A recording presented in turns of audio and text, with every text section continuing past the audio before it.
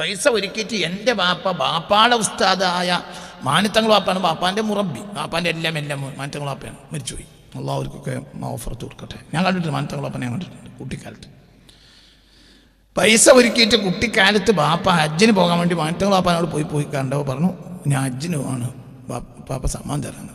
സമ്മതമല്ല, കൊല്ലം പോകണ്ടാറ്, ഹജ്ജിന് പോകണ്ടാന്ന്, ഹജ്ജിനുണ്ട് പോകണ്ടാറ്. പോയില്ല. കരഞ്ഞ് കാല് പിടിച്ചു എന്ന് ബാപ്പനോട് പറഞ്ഞു. കരഞ്ഞിട്ട് ഞാൻ കാല് പിടിച്ചു, സമം തന്നെയാ.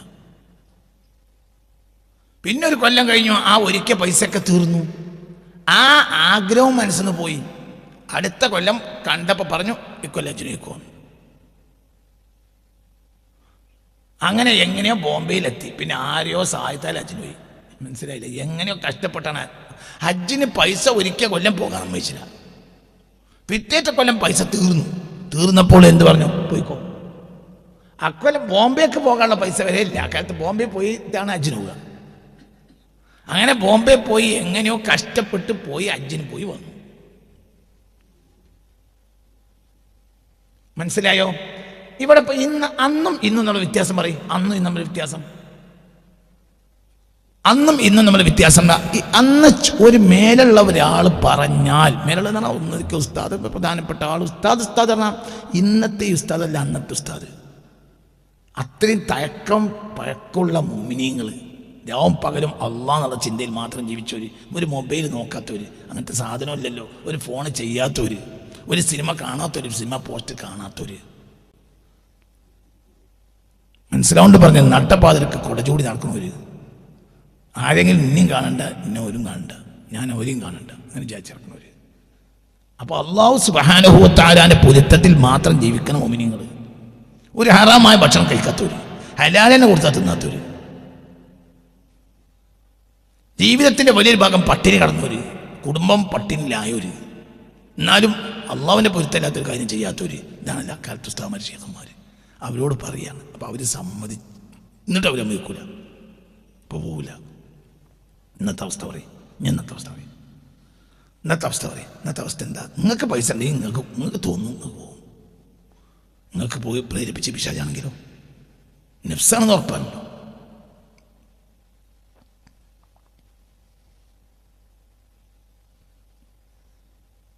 പറഞ്ഞ് മനസ്സിലായില്ല. ഒരു പേടി അയച്ച് കണ്ടെത്തി, എന്നിട്ട് എന്ത് ചെയ്യുകയാണെന്നറിയോ? ഇസ്തിഖാറത്ത് നിസ്കരിക്കുക.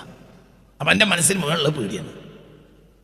പണ്ട് അങ്ങനെയല്ല. പണ്ട് ഒരു വരുമാനം ഒരു വഴിയാൻ മുട്ടിയാൽ പോയി പറയാം, എന്തെങ്കിലും ഏർപ്പാട് ചെയ്യണം, എൻ്റെ കയ്യിലൊന്നുമില്ല, ചെലവും കണ്ടീനോ ഇല്ല, ഒന്നും കണ്ടിട്ടില്ല. അപ്പോൾ എന്ത് പറയും അവർ? എന്തെങ്കിലും കാര്യം ചിലപ്പോൾ കയ്യിലുള്ള 8 എടുത്ത് കൊടുക്കും, അല്ലെങ്കിൽ 4 എടുത്ത് കൊടുക്കും. എനിക്ക് അല്ലാഹു ബർക്കത്ത് ചെയ്യും, ഇങ്ങനെയാണ് പോയിക്കോ, എന്തെങ്കിലും വഴി ഉണ്ടാവും. അപ്പോൾ ഒരു വഴിയിൽ എത്തിച്ചേരും ചെയ്യും. അപ്പോൾ അവൻ്റെ മനസ്സ് ഖാലിയ. മനസ്സിലായില്ല? ഇതിപ്പോൾ പേടിയും സ്ഥലം കണ്ടെത്തിയിട്ട് ഇസ്തിഖാറത്ത് നിസ്കരിക്കുക. അപ്പം എൻ്റെ മനസ്സിൽ സദാ നേരത്തും എന്താ ഉള്ളത്? ആ പേടി അതേ അവിടെ തെളിയുള്ളൂ. ഈ ഇസ്തിഖാറത്തിന് നിന്നെ പ്രേരിപ്പിക്കുന്ന നിന്നെ നഫ്സാണ്. എന്നിട്ട് ആ പേടിയെ പൊളിഞ്ഞ് പാപ്പറായി നാടിട്ടു. എന്നിട്ട് നാളെ മൂല്യനെ കാണുമ്പോൾ എന്താ പറയണത്? ഇസ്തിഖാറൊക്കെ നിസ്കരിച്ചു തുടങ്ങിയതാണ്, എന്നിട്ടും പൊട്ടി. അപ്പൊ ഇപ്പൊ കുറ്റം പറഞ്ഞത് ആരെ? അള്ളാനെ. എന്നെ ഇസ്തിഖാറത്തിന് പ്രേരിപ്പിച്ചത് നിന്നെ നഫ്സാണ്. ഞാനോടെയും പോയി ഇസ്തിഖാറത്ത് ചെയ്തിരുന്നു. നിന്റെ മേലുള്ള ഒരാളോട് പോയി പറയണല്ലോ, ഞാൻ ഇങ്ങനെ ചെയ്യാൻ വിചാരിച്ചിരുന്നു. അതും പറയണ്ട എന്താ? എനിക്കൊരു വഴിയില്ല, വഴി അടഞ്ഞിട്ടുണ്ട്, ഞാൻ എന്താ ചെയ്യേണ്ടത്? അപ്പോൾ ഒന്നിരിക്കലും അവർ ദുആ ചെയ്യും. പഴയ കാലത്തെ ആളുകൾ ഒരു 8 എടുത്തരും, 50 പൈസ അല്ലെങ്കിൽ 1 ഉറുപ്പ്യ. നിങ്ങൾക്ക് പറഞ്ഞ മനസ്സിലായില്ലേ? ഓരോന്നും ചിന്തിക്ക്. അപ്പൊ എന്നെ അവർ പ്രേരിപ്പിക്കുക. കല്യാണം കഴിക്കുന്നതിന് മുമ്പ് പോയി പറയും. അവിടെ പ്രായമല്ല കണക്ക്, കല്യാണം കഴിക്കുന്നതിന് മുമ്പ് ഇവനെ കൊണ്ട് ഞാൻ പെണ്ണെട്ടിക്കാൻ വിചാരിച്ചു. അപ്പൊ വലിയ ഒരാൾ അടുത്ത് പോയി പറഞ്ഞു, ഒരു സാലിയായ മുത്തക്കയായ മനുഷ്യൻ, അറിയപ്പെട്ടൊരു സാലിയ മുത്തക്കൈ. അപ്പോൾ ആ ആൾ നോക്കിയിട്ട് പറയും, ഓനൊക്കൊല്ലൊന്നും കെട്ടിക്കാനായിട്ടില്ല, അതൊക്കെ നമുക്ക് പിന്നെ തീരുമാനിക്കാം, നിങ്ങളിപ്പോൾ പോയിക്കോളി, കഴിഞ്ഞു. തിരിച്ചു വന്ന് ഭാര്യനോട് പറയും, മൗലികാക്ക പറഞ്ഞു കൊല്ലം വേണ്ടെന്ന്. ഈ മൗലികാക്ക അങ്ങനെ പറഞ്ഞാൽ പണി അയാളാര്? ഇന്നിപ്പോൾ 2 വിഷയം അങ്ങനെ പറയാൻ പറ്റിയ മൗലികാക്ക നമ്മളെ മുന്നിലില്ല. എന്തേ? നമ്മളെപ്പോലത്തെ അമുക്കൾ വന്നപ്പോൾ നമ്മളെ കൂട്ടത്തിൽ നിന്നാണല്ലോ അടുത്ത അമുക്കുണ്ടാവുക.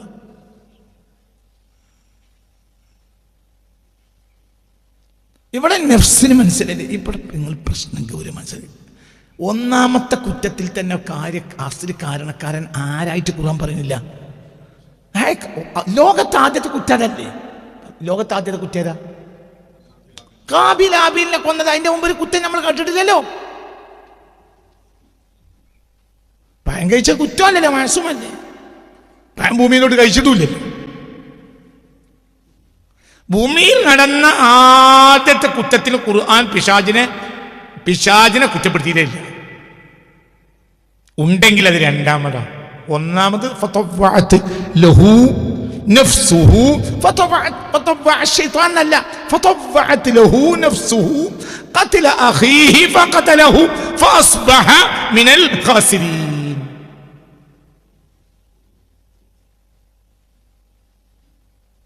قد أفلح من زكى ونفس وما سواها فألهمها فجورها وتقواها. പിന്നെ قد أفلح من زكاها ونفس, നഫ്സിനെ നന്നാക്കിയോല് വിജയിച്ചു. വനഫ്സി വമാ, അവിടെ നോക്കി, സ്വന്തം നഫ്സിനെ ശുദ്ധിയാക്കിയോ നന്നായി. ونفس وما سواها فألهمها فجورها وتقواها قد أفلح من زكاها. നഫ്സിനെ ശുദ്ധിയാക്കിയോല് വിജയിച്ചു. വഖദ് ഖാബ മൻ ദസ്സാ. ശൈത്താൻ പുറം പാർട്ടിയല്ലേ? ശൈത്താൻ പാകിസ്ഥാനാണ്. അതേസമയത്ത് ലീഗും കോൺഗ്രസും ഒക്കെ ഇന്ത്യയാണ്. ഈ നാട്ടിൽ ഇതിനെതിരെ പ്രവർത്തിക്കുകയാണെങ്കിൽ നാളെ കഥ കഴിഞ്ഞില്ലേ? പാകിസ്ഥാൻ പുറത്തല്ലേ? മനസ്സിലായില്ല? പാകിസ്ഥാൻ ഇന്ത്യക്കെതിരായതുകൊണ്ട് ഇന്ത്യക്ക് എന്ത് ചുക്ക് സംഭവിക്കാനാണ്? കാരണം പാകിസ്ഥാൻ എവിടെയാണ്? പുറത്തല്ലേ? 140 കോടി ജനങ്ങൾ ഇന്ത്യക്കെതിരായാൽ, അല്ലെങ്കിൽ 140 കോടിയിലെ ആരെങ്കിലും ഇന്ത്യക്കെതിരായാൽ, അല്ലെങ്കിൽ ഇവിടെ ഒരു രാജ്യദ്രോഹി ഉള്ളിൽ പ്രവർത്തിച്ചാൽ പാകിസ്ഥാനിലോ ഇന്ത്യക്കെതിരാവുന്ന ഉറപ്പനല്ലേ? പാകിസ്ഥാൻ ഇന്ത്യക്കെതിരായതുകൊണ്ട് ഇന്ത്യക്ക് എന്ത് വരാനാണ്? ചൈന വലിയ ശക്തിയാണ്, ആയിക്കോട്ടെ. ഇന്ത്യക്കെതിരായതുകൊണ്ട് ഇന്ത്യക്ക് എന്ത് വരാനാണ്?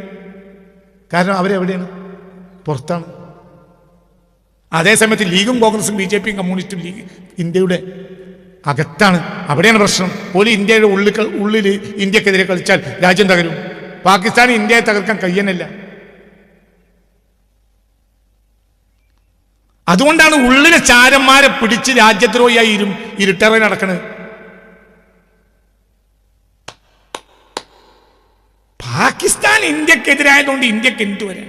കാരണം പാകിസ്ഥാൻ ഇന്ത്യക്ക് പുറത്താണ്. പറയാ, മനസ്സിലാക്ക്. ശൈത്താൻ നിനക്കെതിരായതുകൊണ്ട് നിനക്ക് എന്തു വരാൻ? ശൈത്താൻ നിന്റെ പുറത്തല്ലേ? ചൈന ആളിലും അർത്ഥത്തിലും എല്ലാത്തിലും കരുത്തിലും ഇന്ത്യയേക്കാൾ വലിയ ആട്ടാ. പക്ഷെ ഒരു ചുക്കും ഇന്ത്യയെ ചെയ്യാൻ കഴിയില്ല. എന്തുകൊണ്ട്? ഇന്ത്യക്ക് പുറത്താണ് ചൈന. എന്തായാലും എന്താ? ചൈനക്കാരെ നമുക്ക് എതിരാവും നമ്മൾ ഉറപ്പിക്കാലോ. കാരണം ചൈനക്കാരാണ്, ഒരു ഇന്ത്യക്കാരല്ലേ. അതേസമയത്ത് ഇന്ത്യക്കെതിരാണെങ്കിലോ പിടിച്ചിക്കാൻ കഴിയില്ല. ചൈന വലിയ ശക്തിയല്ലേ, നമുക്കൊരു ബേജാറുമില്ല. അതിന് നമ്മളും കരുത്തുണ്ടെങ്കിൽ ഒരനങ്ങൂല. പാകിസ്ഥാൻ നമുക്കെതിരായി നമുക്ക് എന്ത് വരാൻ? അതേസമയത്ത് നമ്മളെ ഉള്ളിലുള്ള ആളുകൾ, ഈ ലീഗും കോൺഗ്രസും കമ്മ്യൂണിസ്റ്റും BJP ഉള്ളിൽ നിന്ന് കളിച്ചാൽ ഈ രാജ്യം തകരും. ഇല്ലെങ്കിലോ ഈ രാജ്യത്തിന് ഒരു ചുക്ക് സംഭവിക്കൂല. പിശാച് കളിച്ചതുകൊണ്ട് നിനക്ക് എന്ത് വരാൻ? പിശാച് നിന്റെ പുറത്തല്ലേ? അതേസമയത്ത് നിന്റെ നഫ്സ് നിന്റെ ഭാഗല്ലേ? അവിടെയാണ് യഥാർത്ഥ കള്ളനെ മനസ്സിലാക്കുന്നത്. ഈ കള്ളനെ റമദാനിലും ശവ്വാലിലും ദുൽഖഅദിലും മുഹറത്തിലും കിട്ടുന്നില്ല. ഇവനാണ് കള്ളൻ. മനസ്സിലായില്ല? പാകിസ്ഥാനെ കെട്ടിട്ടുണ്ട് ചെന്നാവില്ല. നിങ്ങൾ ഇന്ത്യ കൂടെ ഉണ്ടോ? മനസ്സിലായ പറഞ്ഞത്? ഇവിടെ നിങ്ങൾ ചിന്തിക്കണം. ഇവിടെ ഉള്ളിലെ കളിയെ പേടിക്കേണ്ടുള്ളൂ, പുറത്തെ കളി പേടിക്കണമല്ല. പിശാച് എന്നും പുറത്താണ്, നഫ്സ് എന്നും ഉള്ളിലാണ്. ഇനി ഇവനെ പുറത്താക്കാനോട് ഒറ്റയില്ല. കാരണം ഇവനെ പുറത്താക്കിയാൽ നമ്മൾ കഴിഞ്ഞല്ലോ.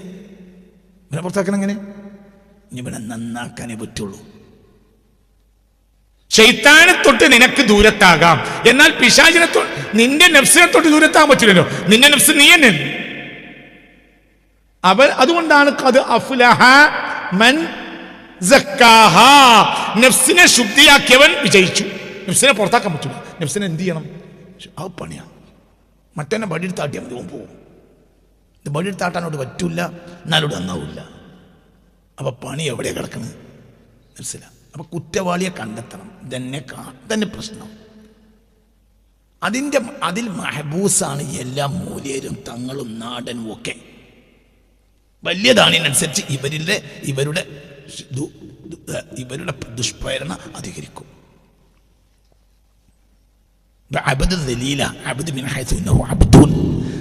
അബ്ദ് എന്ന നിലക്ക് നിസാരന, കാരണം അബ്ദല്ലേ.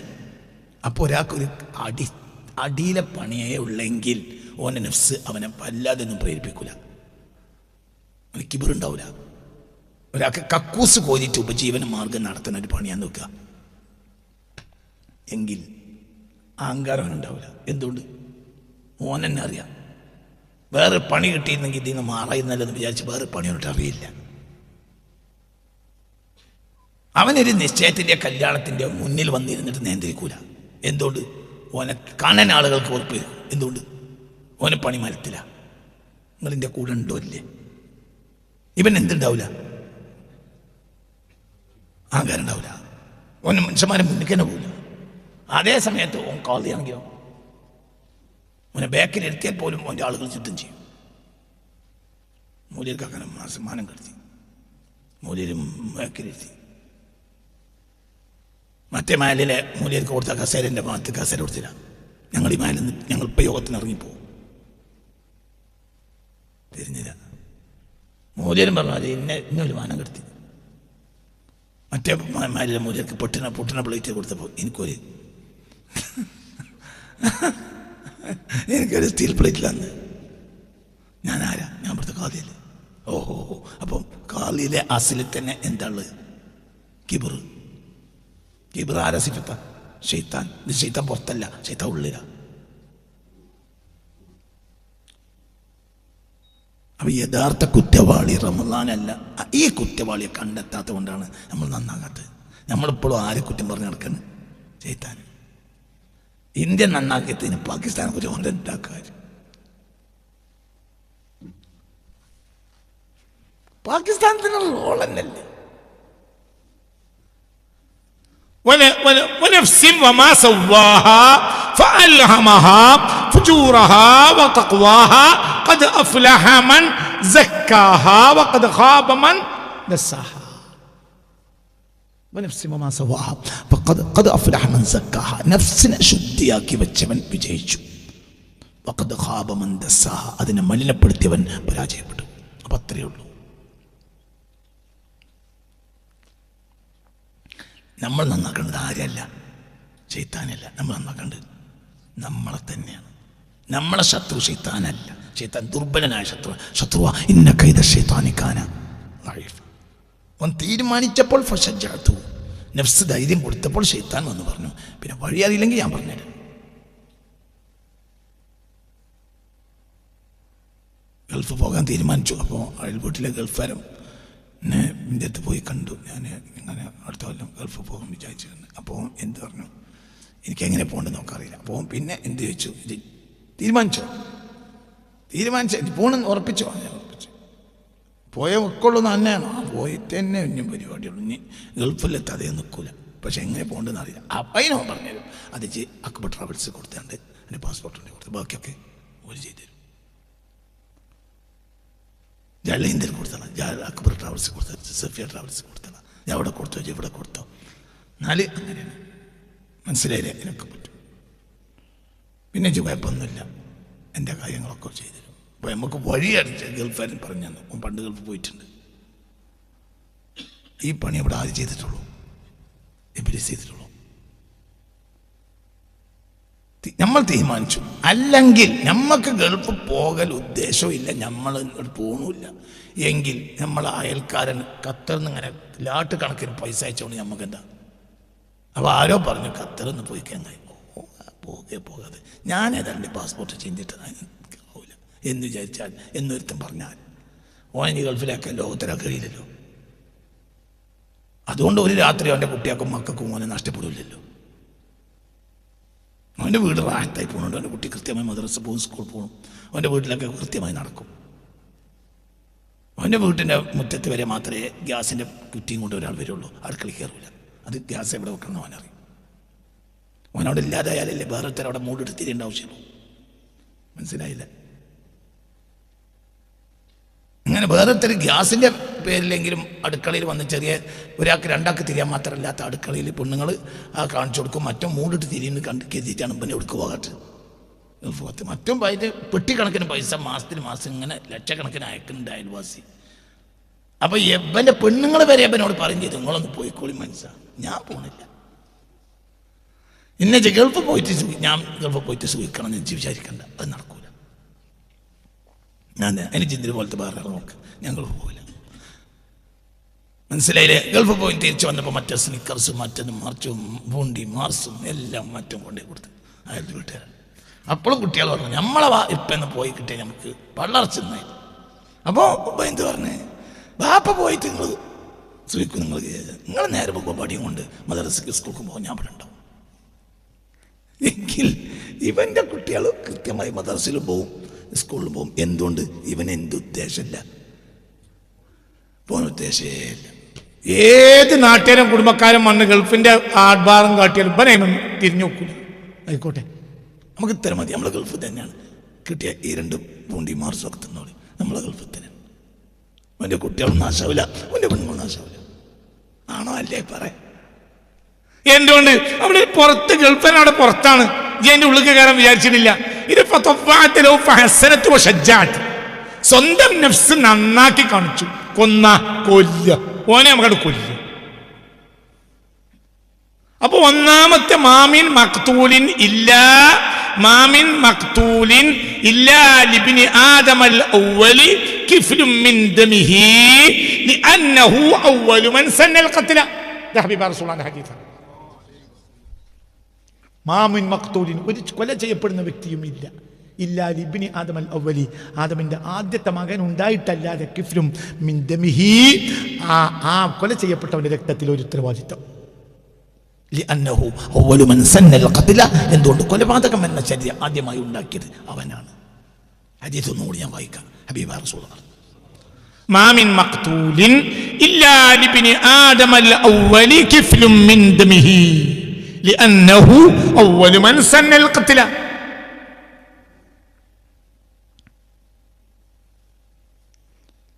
മാമിൻ മഖ്തൂലിൻ, ഒരു കൊല ചെയ്യപ്പെടുന്ന വ്യക്തിയുമില്ല, ഒരു കൊലപാതകവും നടക്കുന്നില്ല. ഇല്ലാ ലിബ്നി ആദമൽ അവ്വലി, ആദമിന്റെ ആദ്യത്തെ മകൻ ഉണ്ടായിട്ടല്ലാതെ കിഫ്ലും മിൻ ദമിഹി, ആ കൊല ചെയ്യപ്പെട്ട കൊലപാതകത്തിന്റെ ഉത്തരവാദിത്വം. ലിഅന്നഹു, എന്തുകൊണ്ടെന്നാൽ അയാളാണ് അവ്വലു മൻ സന്നൽ ഖത്ല, കൊലപാതകം എന്ന ചര്യ ആദ്യമായി ഉണ്ടാക്കിയത്. അപ്പൊ ഈ ലോകത്തെ ആദ്യത്തെ കൊലപാതകം നടത്തിയതിന്റെ അടിസ്ഥാന കാരണം ആരല്ല? പിശാചല്ല, നഫ്സാണ്. ഖുർആൻ പറഞ്ഞു, ഫതവഅത് ലഹു നഫ്സുഹു ഖത്ല അഖീഹി ഫഖതലഹു. ആ ഫഖതലഹു എന്ന രണ്ടാമത്തെ ഖത്ലിൽ ഇവിടെ ഖത്ലിലെ ഒരു മസ്ദറും പറയുന്നുണ്ട്, ഒരു മാദിയ ഫീലും പറയുന്നുണ്ട്. ഈ മസ്ദർ ഇവൻ്റെതാ, തിരിഞ്ഞില്ല. ഫതവഅത് ലഹു നഫ്സുഹു ഖത്ല അഖീഹി ഫഖതലഹു, ആ ഖതലയിൽ മറ്റേയാൾ കൂടിയിട്ടുണ്ട്. ആര്? പിശാച്.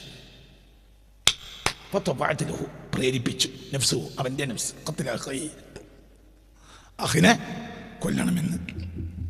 അതാരാ ചെയ്തത്? നഫ്സ് പ്രേരിപ്പിച്ചു, തീരുമാനിച്ചു. ഫശജഅത് നഫ്സന് ധൈര്യം കൊടുത്തു, കൊല്ല.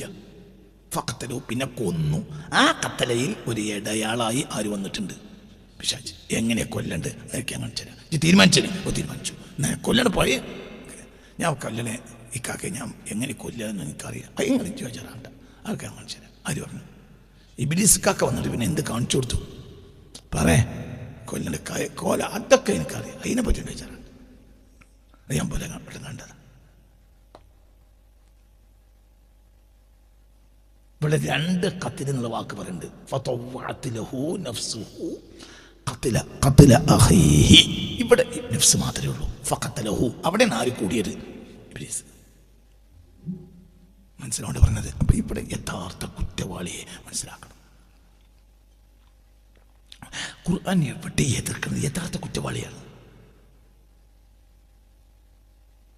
ഈ യഥാർത്ഥ കുറ്റവാളിയാണ് ശരിയായി കഴിഞ്ഞാലോ പിന്നെ ഇവിടെ പുറം പാർട്ടിയെ പേടിക്കണ വേണ്ട. നമ്മളെ കയ്യിൽ കയ്യിലെല്ലാം ആയുധമുണ്ട്, സ്കഡ് മിസൈലുണ്ട്, മറ്റേണ്ട് മറിച്ചുണ്ട്, എല്ലാ കുന്തം കൊടച്ചക്രം മുഴുവൻ നമ്മൾ ഇന്ത്യൻ്റെ കയ്യിലുണ്ടെങ്കിൽ പാകിസ്ഥാൻ ഒരു ദിവസം നമ്മളോട് യുദ്ധം ചെയ്യാൻ തീരുമാനിച്ചു പറയും, നമ്മളവിടെ ചെറുക്കുക ചെയ്യാം. വരട്ടെ, അറിയും. നമ്മുടെ ആയുധപ്പുര നിറഞ്ഞു കിടക്കുകയാണ് എങ്കിൽ പാകിസ്ഥാൻ നമ്മളോട് യുദ്ധം ചെയ്യാൻ തീരുമാനിച്ചിട്ടുണ്ട് പറഞ്ഞാൽ നമുക്ക് ശരിയല്ലേ വരിക? എന്തുകൊണ്ട്? ഇതിവിടെ കുറെ കാലമായി ഇവിടെ കൂട്ടിയിട്ടുണ്ട്, ഇതൊക്കെ ഒന്ന് എടുക്കാനും വേണ്ട ഒരു അവസരം.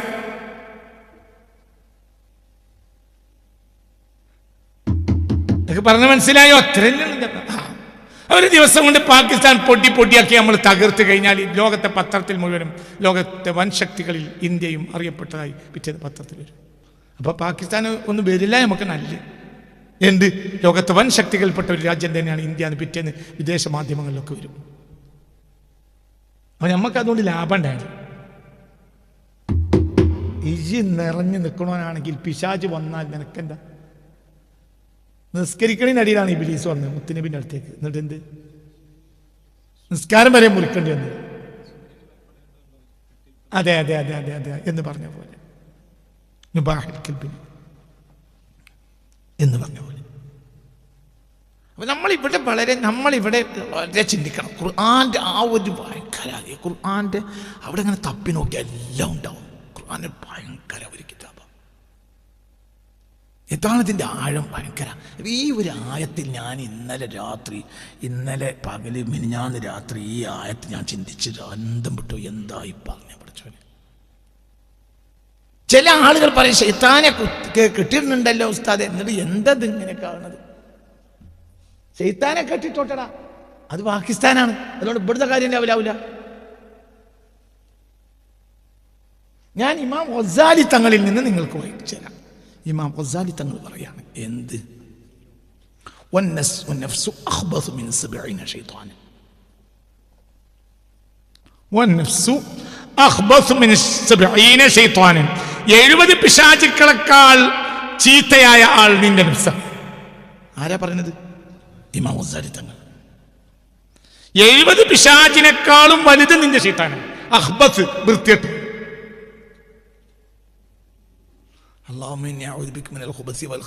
എന്നിട്ടാണ് അവിടേക്ക് കയറുന്നത് കക്കൂസ്ക്ക്. അപ്പൊ അവിടുത്തെ ശൈത്താൻ എന്ത് പറയും? ഇജിത് പറയേണ്ടിയില്ല.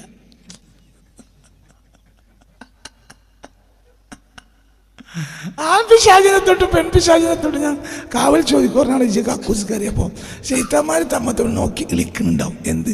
ഓ മോന്റെ പെരുവണ്ട മോന്റെ മുദ്യ ചെയ്യണം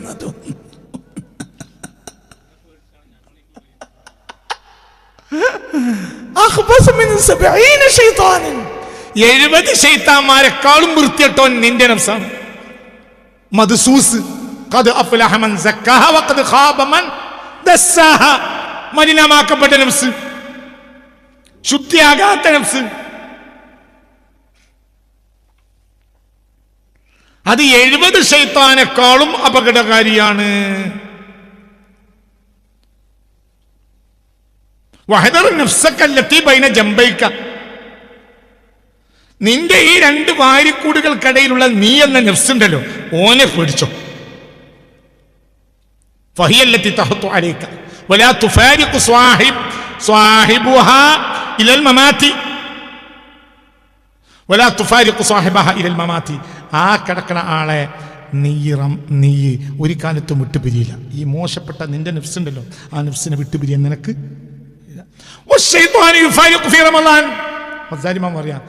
ശൈത്താൻ ഏത് മാസത്തിൽ ഉണ്ടാവില്ല? റമളാൻ മാസത്തിൽ ഉണ്ടാവില്ല. അന്നോനെ ചങ്ങലക്കിടപ്പെടും. ഓഹോ. അപ്പൊ ഈ 11 മാസം പിടിച്ചാൽ മതി. ആരെ? ശൈത്താനെ 12 മാസം പിടിക്കണ്ട, അന്നോനെ ചങ്ങലക്കിടും. അതേസമയത്ത് ഇയാളെ ആരും ചങ്ങലക്കിടൂല. ഇയാളെ എങ്ങനെ കിടണം? ഭയങ്കരം എന്നാണ് ഭയങ്കര. നമ്മൾ അഊദു ബില്ലാഹി മിനശ് ശൈത്താനിർ റജീം എന്ന് പറഞ്ഞാൽ നമ്മൾ അഖ്ബദ് മിൻ 70 ശൈത്താനാണെങ്കിൽ പിന്നെ ഇവിടെ അഊദു ബില്ലാഹിന്റെ അർത്ഥം എന്താ? ഒരു താഴ്ത്തി എന്ന നിലയ്ക്ക് നമ്മൾ ചെയ്യാന്നേ ഉള്ളൂ. ഇത് ചെല്ലണോ തന്നെ ആരാണ്? വലിയ ശൈത്താനാണ്. അഖ്ബദ് മിൻ 70 ശൈത്താൻ. 70 ശൈത്താനേക്കാളും അപകടകാരിയായ ശൈത്താനാണ് ആര്? നിന്റെ നഫ്സ്. അത് ചിന്തിക്കണം. ആ നഫ്സിന് അതൊരു ക്യാൻസറാണ്, ക്യാൻസർ. അപ്പം ഞാൻ എന്ത് ചെയ്യണം? അതിന് കീമോ ചെയ്യണം. അതിൻ്റെ കീമോ ചെയ്യൽ അത് അങ്ങനത്തെ ലേസർ രശ്മി കടത്തിവിടലാണത്. ഒയിൻകാനും മുബീൻ. പണ്ടവർ വൃത്തിയിടലായിരുന്നെങ്കിൽ പോലും അവർ എന്തിൻ്റെ മുന്നിൽ കൊണ്ടയച്ചു? കീമോ ചെയ്തു. എന്താണ് കീമോ? റസൂലുള്ളാഹി നോക്കി. അപ്പോൾ അതെന്നെ കീമോ. നിങ്ങളെൻ്റെ കൂടെ അല്ല. വൈൻകാനും മിൻ ഖബലു, ഈ സ്വഹാബികൾ ആണെങ്കിൽ പോലും മിൻ ഖബലു, നബിയെ കാണുന്നതിന് മുമ്പ് ലഫീ ളലാലി മുബീൻ, വ്യക്തമായ വഴികേടിലാണ് ആര്? ഈ സ്വഹാബികൾ. നബിയെ കാണുന്നതിന് മുമ്പ് അവർ വ്യക്തമായ വഴികേടിലാണെങ്കിൽ പോലും ഇപ്പോൾ വരെ നന്നായി.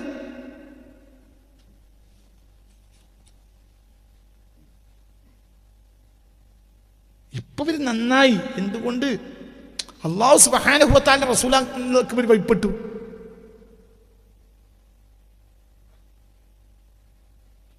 وإن كانوا من قبل لفي ضلال مبين.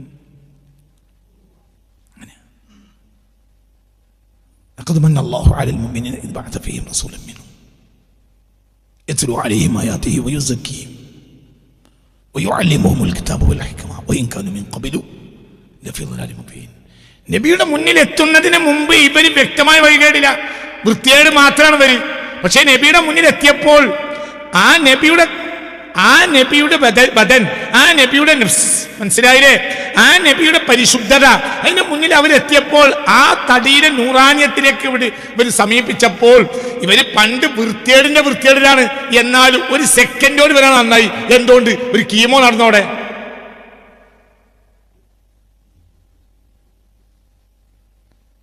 മനസ്സിലായില്ല? അത് കീമോ അല്ലേ? ഇതല്ലേ ആത്മീയമായ കീമോ? മുന്നിലെത്തിയപ്പോ നന്നായി. വൃത്തിയട്ടവരാണെങ്കിൽ പോലും ഷെയ്ഖ് അബ്ദുൽ ഖാദറിന്റെ മുന്നിലെത്തിയപ്പോൾ നന്നായി. എന്തേ? വേറൊരു കീമോണ്. വ്യക്തമായ വഴികേടിലെത്തിയപ്പോൾ ഖാജാന്റെ മുന്നിലെത്തിപ്പെട്ടപ്പോൾ അവരാണ് ശുദ്ധിയായി. അത് വേറൊരു കീമോ ആണ്. വ്യക്തമായ വഴികേടിലാണെങ്കിലും മമ്പർത്ത് പാപ്പാന്റെ മുന്നിലെത്തിയപ്പോൾ അവരാണ് നന്നായി. അത് വേറൊരു കീമോ ആണ്. നിന്റെ നഫ്സിനെ നന്നാക്കി എടുക്കണമെങ്കിൽ നിനക്ക് കഴിയില്ല. ലൈസ ബി ഖാരിജി മിൻഹ, സ്വയം അതിന് പുറത്തു വരാൻ അവർക്ക് കഴിയില്ല. അതിനാണ് അല്ലാഹു തആല ഏത് കാലത്തും മുഅല്ലിമീങ്ങളെ അയച്ചത്. ആ മുഅല്ലിമീങ്ങളാണ് അമ്പിയാ. പിന്നെ ആ അമ്പിയാക്കളുടെ താബിഈങ്ങളും വല്ലദീന തബഊഹും ബിഇഹ്സാൻ, ഇഹ്സാൻ കൊണ്ട് സ്വഹാബത്തിനെ പിൻപറ്റിയോര്. എന്താണ് ഇഹ്സാൻ? എന്താ ഇഹ്സാൻ? ഇന്നലത്തെ ക്ലാസ് പറഞ്ഞില്ലേ? അൻതഅബുദല്ലാഹ കഅന്നക തറാഹ് ഫഇൻ ലം തകുൻ തറാഹ് ഫഇന്നഹു യറാക്. പടച്ചോനെ കണ്ട് ഇബാദത്ത് ചെയ്യുന്ന ഒരാണ് മുഹ്സിനീങ്ങൾ, അവരാണ് സ്വഹാബത്ത്. എന്തുകൊണ്ട്? ആജാദ് കീമോ ചെയ്തപ്പോൾ, നബിയുടെ മുന്നിൽ ഒരു കീമോ നടന്നപ്പോൾ ഇവരങ്ങനെയായി, ഇവര് മുഹ്സിനീങ്ങളായി. എന്തായി മുഹ്സിനീങ്ങൾ? അള്ളാഹനെ കണ്ട് ഇബാദത്ത് ചെയ്യുന്നവര്. അതിന്റെ പിന്തുടർച്ചക്കാര് തലികടികാരിയല്ല, തലീക്കെട്ടിനെ എതിർക്കല്ല, വെറുതെ തലീക്കെട്ടാണ് ചോദിച്ചിട്ടാകണ്ട. ഇവരാരാകണം? പറയടാ, ഇഹ്സാനിലാകണം. എന്താണ് ഇഹ്സാൻ? എന്താണ് ഇഹ്സാൻ?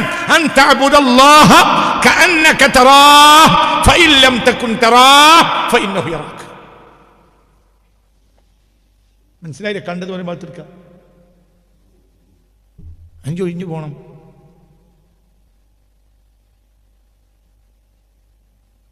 അത് ഇടക്കിടക്ക് പണിയെടുക്കണം. എത്രയാണെങ്കിലും കത്തി പണിയെടുക്കണമെങ്കിൽ കടയിക്കണം. കത്തിക്ക് സ്വയം കടയാൻ കഴിയില്ല.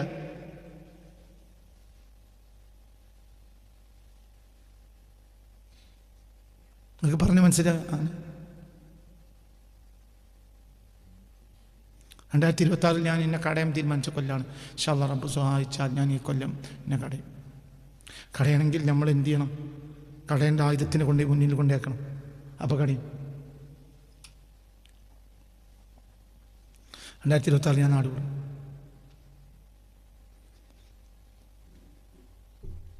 നാളെ വിടുന്ന വിചാരിക്കണ്ട. പക്ഷെ 2026 ഞാൻ നാട് വിടും ഇൻഷാ അല്ലാഹ്. പിന്നെ വരില്ല, നല്ല വരും. എത്ര കാലം അറിയില്ല. കടയിൽ കഴിഞ്ഞാൽ തിരിച്ചു വരും. ഈ പണി ഉണ്ടെങ്കിൽ എന്തും വേണം. പണിയുണ്ടെങ്കിൽ എന്ത് വേണം? കടയണം. പണിയെടുക്കാത്ത ഇതിനെ പറഞ്ഞിട്ട് കാര്യമല്ല. അതിൻ്റെ പൂയി പിടിച്ച് പോയിട്ടുണ്ടാവും. കത്തി 2 സൈസാണ്. പണിയുള്ള കത്തിയും പണിയില്ലാത്ത കത്തി. പണിയില്ലാത്ത കത്തിയാണെങ്കിൽ അതിനെപ്പറ്റി പറയണ്ട, അപ്പോൾ ചോദിച്ചിട്ടുണ്ടാവും. പണിയുള്ള കത്തിയോ ഇടക്ക് കടിയുമാണ്. കത്തി 2 അല്ലേ എന്ന് പറയാം. കത്തി 2 സൈസല്ലേ, ഒന്ന് പണി എടുക്കണ കത്തി, ഒന്ന് പണിയെടുക്കാത്ത കത്തി. പണിയെടുക്കാത്ത കത്തിയാണെങ്കിൽ അത് എത്ര മൂർച്ച കൂട്ടി കൊണ്ടുവന്ന് വെച്ചിട്ടുണ്ടെങ്കിൽ പോലും ദ്രവിച്ചിട്ടുണ്ടാവും, അത് തിരുമ്പിടിച്ചിട്ടുണ്ടാവും. ഇനി പണി നല്ലോണം മൂർച്ച കൂട്ടി 1-ാം നമ്പറാക്കി കൊണ്ടുവച്ചിട്ടുണ്ടെങ്കിലും കുറച്ച് മാസം പണിയെടുക്കാതെ വെച്ചിട്ടുണ്ടെങ്കിൽ ഇനി കടയിക്കാതെ വെച്ചില്ല. അപ്പോൾ 2 ഒന്നത് അതിനെപ്പറ്റി കടയിക്കലിന് പറയാനോ ഉണ്ടല്ല. രണ്ടാമത്തെ പണിയെടുക്കണ കത്തി, പണിയെടുക്കണ കത്തിയാണ്. പണിക്കനുസരിച്ച് കടയണം. ഇപ്പോൾ ഒരാൾ ആക്കിയൊക്കെ തർക്കണ്ട് നിന്നോട് പറഞ്ഞാൽ നിർബന്ധ സാഹചര്യം ഇറക്കും. കൂട്ടത്തിലും കുടുംബത്തിലൊക്കെ ആണെങ്കിൽ ഞാൻ നിർബന്ധിക്കും. അപ്പോൾ നമ്മളെ മൂത്തവർ പറയുമ്പോൾ നമുക്ക് ചെയ്യാതൊക്കെ കഴിയൂല, എനിക്കിഷ്ടമല്ല, നാല് ഞാൻ കുടുംബം, അപ്പോൾ ഓനാർത്തോട്ടെ എന്ന് പറഞ്ഞ് ജ്യേഷ്ഠന്മാരും മൂത്താപ്പാരും മക്കളൊക്കെ അങ്ങനെ കുടുംബത്തിൽ ഒരു ആക്കിയൊക്കെ തർക്കാനൊക്കെ ആണെങ്കിൽ എൻ്റെ തലയിലിടുക ചെയ്യാം. അപ്പോൾ ഞാൻ പിന്നെയും അവരോട് പറയും. ഈ അറിവിൻ്റെ ആളുകൾ പോലെ കണ്ട പിന്നെയും പറയും, എന്ത് കടയണം കേട്ടോ. കാരണം അറിവ് എന്ന് പറഞ്ഞാൽ ചെറിയ പണിയല്ല. ഒരു അറിവ് കഴിയുമ്പോഴത്തേന് പിന്നെ അവർ കടയിക്കും. എന്നൊക്കെ പറഞ്ഞത് മനസ്സിലായില്ല. എന്തുകൊണ്ട്? അത്രയും മൂർച്ചയുള്ളത്. അല്ലെങ്കിൽ ഉരുവിന് വേദനിക്കും. ഉരുവിന് വേദനിച്ചാൽ നമ്മൾ കൊടുക്കും. മൂർച്ച കുറഞ്ഞാൽ കത്തിക്കൊണ്ട് ഒരാൾ എന്നെ അർപ്പിച്ചത് വേദന 2 കൊല്ലമായി. വേദന പോണില്ല മനസ്സിന്. ഞാൻ എപ്പോഴും ഓർക്കും. ഞാൻ ആ കുടുംബത്തോടെ പലവട്ടം വിളിച്ച് പറഞ്ഞു ഞാൻ ഇറങ്ങാറാക്കി. കാരണം കത്തി കാണാൻ ഭംഗിയുണ്ട്, പക്ഷെ കഴുത്തിലെത്തി വെച്ച് നോക്കുമ്പോൾ മൂർച്ചല്ല. പിന്നെ നമ്മളാണ് വെച്ചല്ലോ നമ്മൾ കഴിക്കേണ്ടപ്പോൾ വേദന ഇപ്പോഴും. പിന്നെ അത് ഞാൻ എത്ര വട്ടാണ് ഓർത്തെന്ന് കണക്കില്ല, എനിക്ക് സഹിക്കാൻ കഴിയില്ല മനസ്സിൽ. എന്തുകൊണ്ട്? ആ ഉരുവിന് വേദനിക്കും. ഉരുവിന് വേദന കുറയും കത്തിക്ക് എന്തുണ്ടെങ്കിൽ, മൂർച്ചുണ്ടെങ്കിൽ. അപ്പോൾ അറിവ് എന്ന് പറയുന്നത് വലിയ പണിയാണ്. ഇവിടെ ഒരു ദബഹ് നടക്കുന്നത് നിന്റെ നഫ്സിനെയാണ്. അപ്പോൾ ഈ സ്വയം മനസ്സിലായില്ല, എനക്ക് നടക്കൂല, ഈ ഇടക്ക് കൊണ്ടിട്ട് എന്ത് ചെയ്യണം? കടയിക്കണം. ഒയിക്കാനും എത്ര മൂർച്ചയില്ലാത്താണെങ്കിലും നബിൻ്റെ മുന്നത്തെ മൂർച്ച ഉണ്ടാവും. എത്ര ക്യാൻസർ മുറിച്ചാണെങ്കിലും കീമോ ചെയ്താൽ പോവും. അതിൻ്റെ ലേസർ രശ്മികൾ ഇതിനെ കരിയിക്കും. അതാണ് മുത്ത് മുഹമ്മദ്